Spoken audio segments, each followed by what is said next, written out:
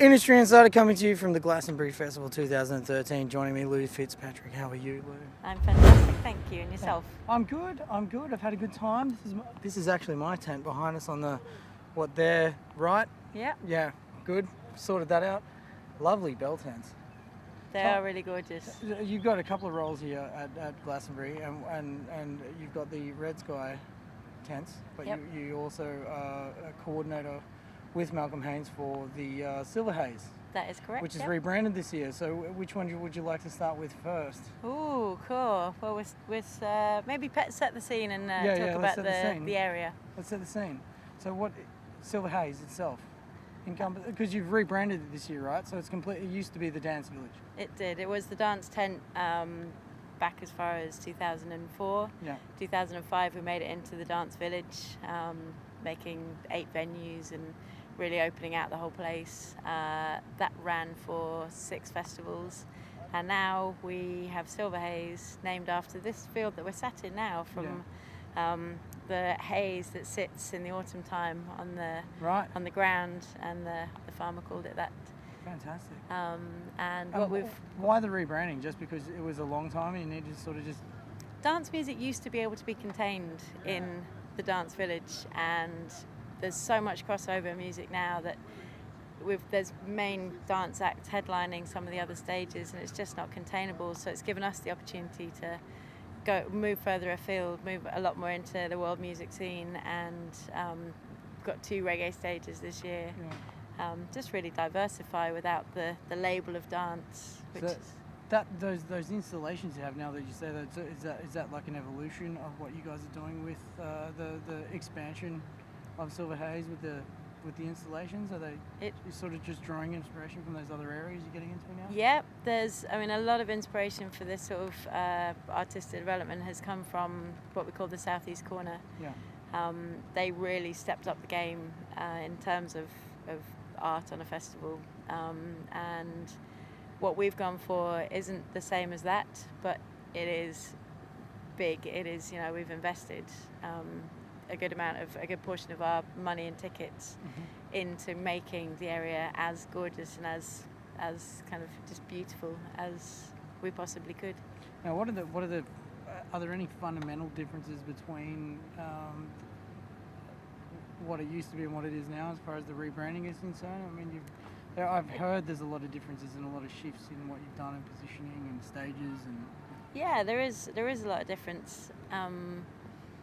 The main one, I guess, is we used to have 2 large tents. We now have 1 supersonic tent called Sonic, which is just such a very incredible structure of 5 saddle spans put together, and it's a real spectacle. The rest of the stages have been built, everything is different.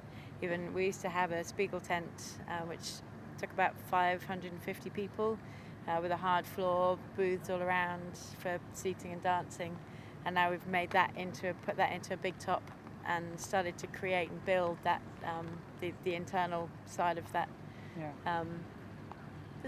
There's a lot of difference and a lot of fundamental difference in the area this year. How long was the turnaround on the redesign? I mean, you guys had the year off, so technically it's 2 years because from festival to festival and then back to starting again, you've got a 2-year break there. What was the redesign like for Silver Haze? Malcolm doesn't really ever stop. He's a very creative mind and he's very, very good at what he does. I think he probably started in around October after the last festival, so in 2011. And since then he was talking for a year with Chris Gaines and Rocket on the design side of things, and they really started to establish what it is we could get and wanted and could be achieved. Sort of over a year and a half in the making. So what are we looking forward to this year at Silver Haze, the first Silver Haze? I think there's a huge amount of people talking about and excited about what's going on in the area, about the whole, not just the rebrand, but the whole look and feel. The acts have all stepped up, in caliber in each of the stages. So there's loads and loads of really great music. There's 220 artists, 34 from overseas, from Israel, from USA, from Australia, New Zealand. all over the place. So I couldn't pinpoint one thing. Yeah. Oh, no, could you when you like a selection too like much that, going isn't it? on, No, it's yeah. absolutely too much. Now, let's move on a little bit to the bell tents that are sitting behind us, which is also interesting because they're part of Silver Haze. They are. They really grew from here. We have had a growing amount of international artists and agents and sort of management and even bands that needed a place to stay on site that wasn't as expensive as potentially staying in Pyramid in a Winnebago, but rather, we had the space and the opportunity really to create that accommodation here. So for the first couple of years we had 10 tents, and then we had sort of 18 tents. Now we've got 47 tents on site. But it means that we can keep our artists and our crew and people involved in our area within our area. I personally enjoyed it last night. It was like sleeping on a cloud. And they're really comfy and they're really gorgeous. I've never had the best 5 hours sleep. Maybe it was 3 hours sleep. I could be lying. I'm not too sure. You'd have to ask the security personnel over there at the gate. But, what time you came home last night? Yeah, no. The sun was up, but the sun comes up at weird times here in England. It's like 5:30 in the morning. Yeah, it's early You feel like you're doors. freaking out. You feel like you're sleeping in every time you wake up.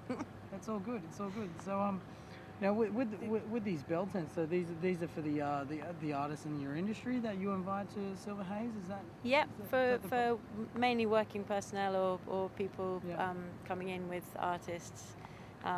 When we first started it, and still to this day, it used to be all of, until we made a business that actually cost us any money to do. All the profits, or a portion of the profits that we make, go to Malawi Education Project, which is a charity that I set up with some really great people 8 years ago, and so it feeds in funds to that, which is really a backbone to making it happen, funding it, and that basically is a very remote library in Malawi on the coast of on the lake shore in the south of Malawi. Doing good things for good people and looking after people at the same time. It all just it all matches up together. And you're nice people as well, which is even better when you get to hang out with We you try. Try. There's no trying. It's just all good. And the sun is shining at Glastonbury. This is quite unusual. This is amazing. This is amazing. Yeah. We've had our fair share of muddy years. We really have. And you can't do anything about it. You've just got to go for it. You're still going to get 180,000 people into this site. Whether or not they stay, whether or not they can cope with mud, but in these sort of conditions, it's absolutely perfect. Picked a good year to come then. Really good year to come. Yep.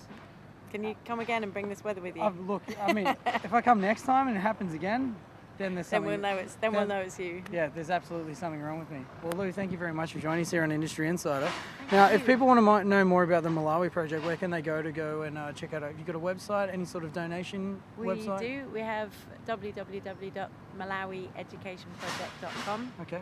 The subsidiary of that is Sintana, SINTHANA.org, which is the locally run organisation that has come out of that.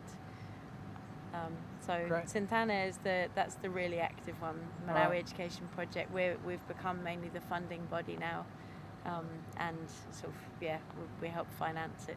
Fantastic. Well, we'll put them up on all our screens, and also the bell tent. You've got Red Sky address as well. Can we have that? Yep, redskytentco.org. Absolutely. Go have a look at it. They're fantastic. And you can follow Silver Haze on Facebook, I believe, at the moment too. You guys got a Facebook page? Yeah, Facebook and Twitter. Absolutely. All right. Well, thank you very much for joining me, Lou. Thanks a And lot. let's go have Pleasure. some fun here at Glasgow. Okay, let's go. It's Industry Insight here at Glastonbury 2013.